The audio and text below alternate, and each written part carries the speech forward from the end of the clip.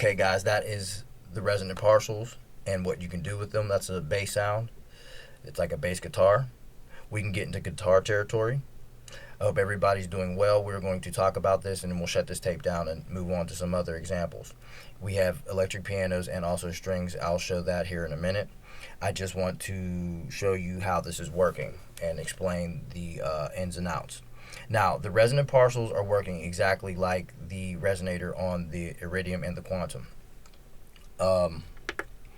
There are different types. We have unipolar and bipolar. And with each, you can dial in different types of specific harmonics and nuances to fine-tune your sound. Okay? Now, what we have, if you could put it on the screen for us, sir, is the 50X harmonics 3232, which is the King's Crown is what I call it. If you look at it, that's my abstract thoughts on it. I don't know. Don't stone me or curse me. And we are using a saw wave, which is doing FM, and the FM is set to 80, which I'll just reset it. And the oscillator 1, which is the resonant partials, is level 0. And I'll show you the mod slots and what we have going on. They make their own sound as well, just like the resonator would on the iridium and or the quantum. But in this case, it has no volume except for when the amplitude envelope is affecting that instant. And the amplitude envelope, here's the envelopes for you guys so you can see. So that's all we have going on.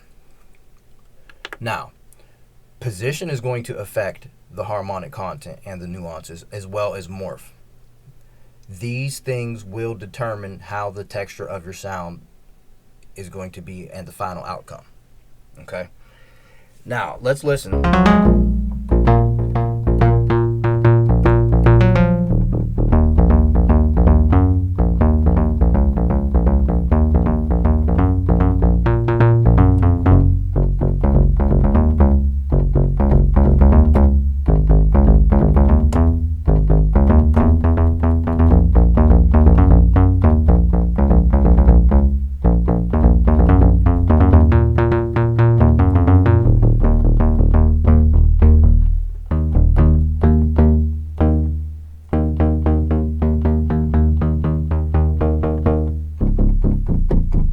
So you can get really low.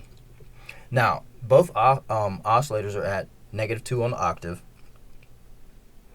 Again, this is the saw wave going into the resonant partial. Now, what you can do is, if you wanted to switch it out, say, oh, I don't want that. Let's bring in a bipolar.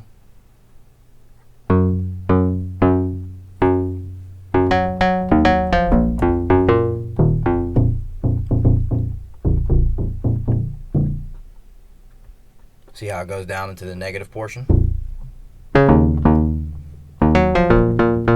And you can get into easy guitars, easy peasy.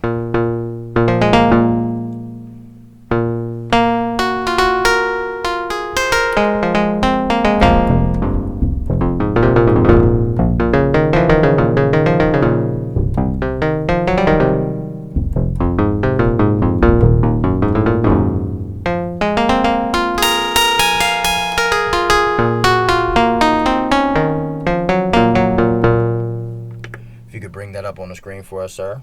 The resonant partial bipolar 3434, so you can see that. This is not out of the 50 harmonics. This is just the regular, and it is bipolar, so you can dial in where you want to.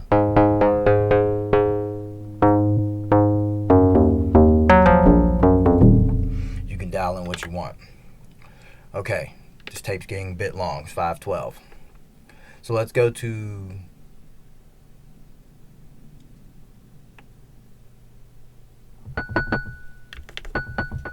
put a little delay on that. A little bit of compression.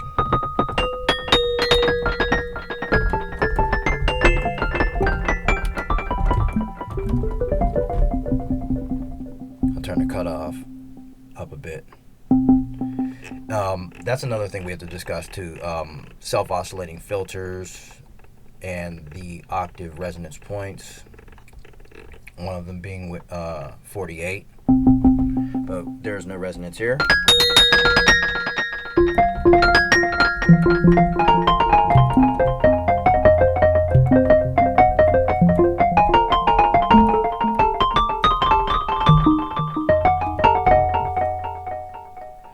So yeah, we are still using the King's Crown, but the morph is set to 50. And again, I say to you that the morph will determine how the sound will behave. Now here's another cool thing. Let's change it maybe to sync.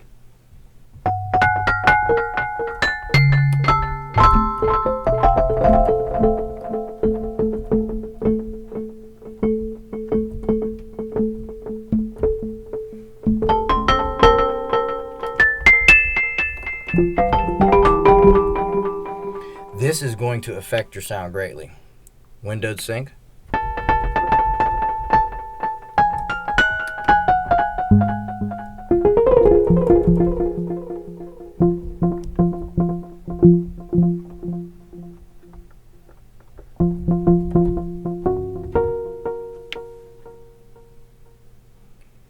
Let's go to narrow.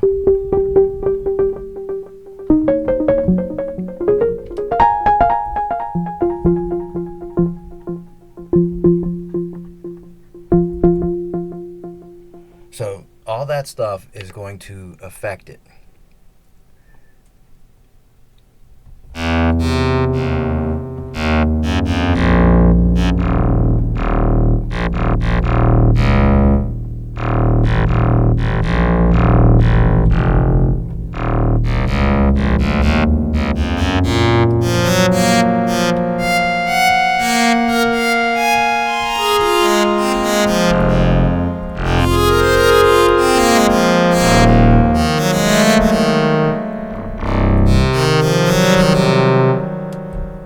So these are some examples of what you can do.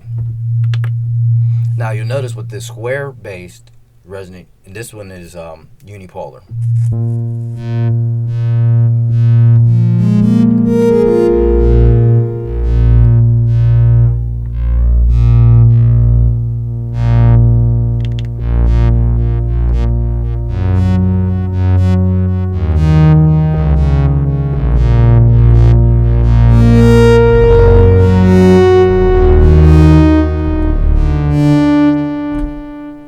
Might have been clipping there, excuse me. A little bit of tape echo delay. What was it called? BPM tape, one head, tape echo. Yeah.